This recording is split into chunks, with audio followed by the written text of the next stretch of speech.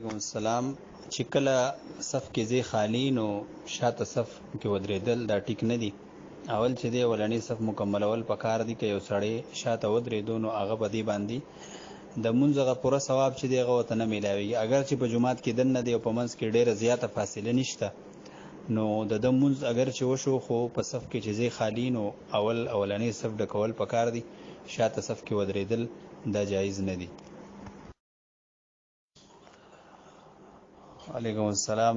چې پلار په خپله جمدانه باندې لوڼو له صحیح حصه ورکړي او هغوی د هغې مالکانې کړي نو هغه حصه خو د هغوی شوه او بالفرض که بیا د پلار د وفات نه بعد څه مال پاتې شي او هغه مال دوی وروڼو له پلار نه ورکړي بلکې هغه د پلار په ملکیت کې نو په دې صورت کې لوڼه به هم په هغې کې بیا حقداري او لوڼو ته به په هغې کې هم حصه میلاویږي.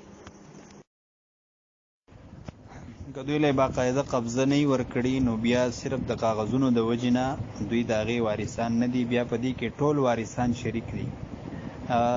تاسو یې تملیک ورکړی دی نو که بالفرض داسې چې حدود اربعه ورته متعین کړي چې دا ځای ستا شو دا ځای ستا شو او هغوی له بیا لیکلو هم ورکړي نو بیا خو هغوی مالکان شوي دي او بیا د پلار د جمدانه پورې پلار هغه ستا او د هغې نه پس چې دی نو بیا دوی حقداران دي.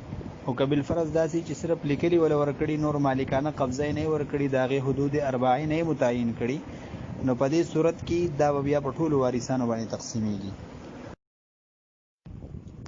وعلیکم السلام. په دې صورت کې چې کله هغه ووایي چې په دریو طلاقو په طلاق مغلظه سره طلاق وي نو په دې صورت کې 3 طلاق واقع شوي دي او دا حرمت مغلظه ثابته شوي دي. وعلیکم السلام. که دا څومره پیسې د قرض ورکړي دي نو که قرض یې ورکړي نو په هغې کې بیا دا صورت دی لکه بظاهر دا ښکاري چې دا قرض دی نو په دې صورت کې چې څومره پیسې ورکړي دي هغه عمره پیسې اخیستل د ده نه لازمي دي. که د ډالرو په شکل کې ورکړي نو بیا زیاتې ډالرې د هغه نه نشي اخیستی او که د پاکستانو روپو په شکل کې ورکړي نو چې کله دا پیسې دی واپس کوي د هغې څومره قیمت د ډالرو په حساب سره جوړیږي نو هغه عمره قیمت به ول ورکوي.